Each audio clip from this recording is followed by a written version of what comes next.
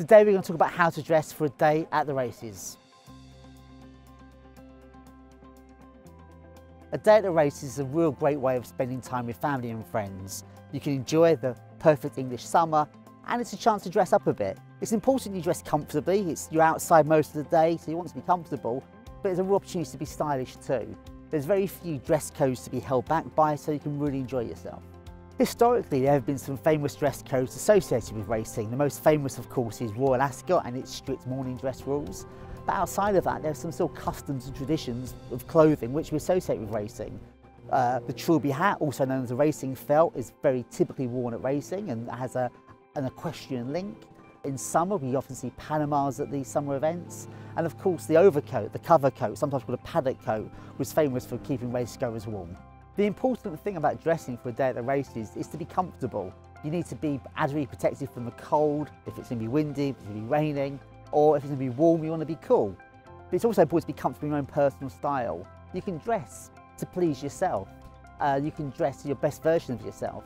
I think for me, that's to dress up a little bit, use the opportunity to wear a nice sports jacket. I personally prefer an odd jacket and trousers to a fixed suit. I think it's more flexibility to it, and I think it's easier for me to bring some textures into it. I love linen jackets in the summer, and then for winter, a beautiful rich English tweed is a nice thing to wear.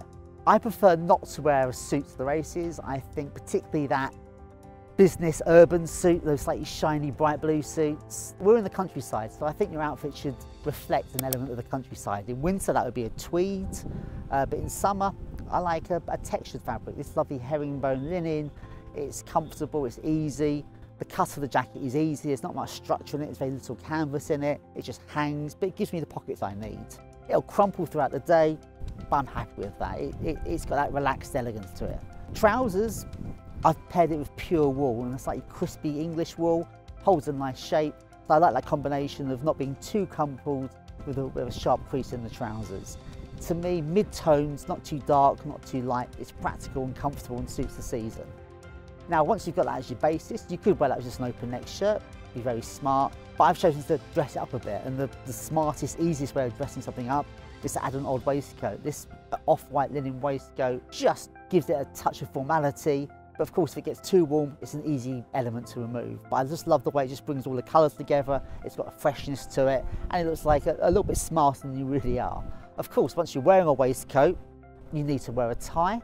And I've chosen a textured tie rather than a typical printed tie. I think if you're going to wear a tie for the races, wear something a little bit not too officey. So avoid the wedding looks of wovens and the office prints and go something with a lovely texture. This is a nice stripe and the colours tone in with my outfit rather than being too matchy-matchy.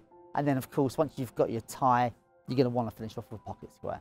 Thank you for watching. Any questions, please put them in the comments below and enjoy your day at the races.